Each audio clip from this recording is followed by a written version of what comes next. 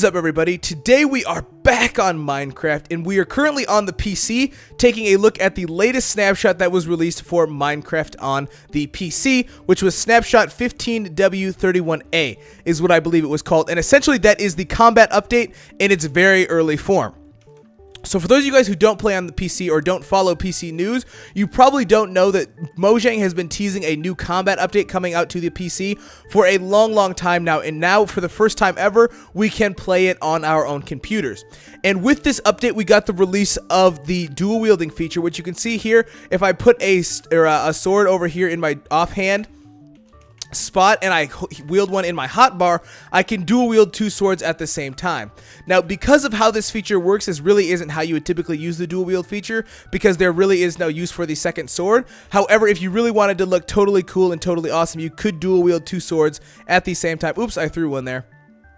There we are. You can see if I can actually put this in the right hand, I can dual wield two swords at the same time and look really kind of spiffy and cool if you were, like, say, making a machinima or something. However, that isn't the topic of this video. Today I want to actually talk about the new bow and arrow types and the arrows that came with the new update, because it's really kind of nifty and really unlike anything we've seen on Minecraft before on any version ever. So if I go ahead and I take away my two swords here and I pull out my bow and arrow and come into the combat menu, you can see in here we got the release of a whole bunch of new arrow types. So the main one is actually the spectral arrow, which is right here.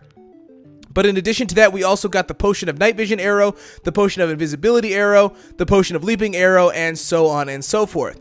Essentially how these work is if you get hit by the arrow type, you will get that potion effect applied to you. So if I go ahead and I find myself a spider egg here, there we are, and I spawn a spider, and I shoot it with, say, a potion of, a potion of invisibility arrow. So in order to decide what arrow shoots from your bow and arrow, you can actually put it in your offhand spot, which is this new addition right here into the menu. If you put it into this one and then you shoot your bow and arrow, you will shoot whatever arrow type is in there, as opposed to just one of the random ones in your inventory, which is how it would work if you didn't do it like that.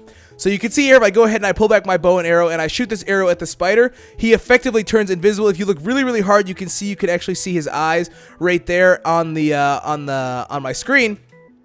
And obviously the same effect applies to characters as well. So if I go ahead and I change my game mode here over to game mode 0, whoops, messed up there, game mode 0, there we are, and I go ahead and I set my game mode over to survival mode, and I shoot myself with an arrow. Whoop, that one went way too high. That's gonna miss me, isn't it? Come on. Oh, got me. Okay, so you can see now if I come over here into third person, you can see, obviously, since I got hit by that potion of invisibility arrow, I am now effectively invisible as well. And it's really kind of cool and really unique, and like I said, unlike anything we've ever seen before, and it just adds an entirely new dynamic to Minecraft combat, which is obviously, I guess, makes sense because this is the combat update.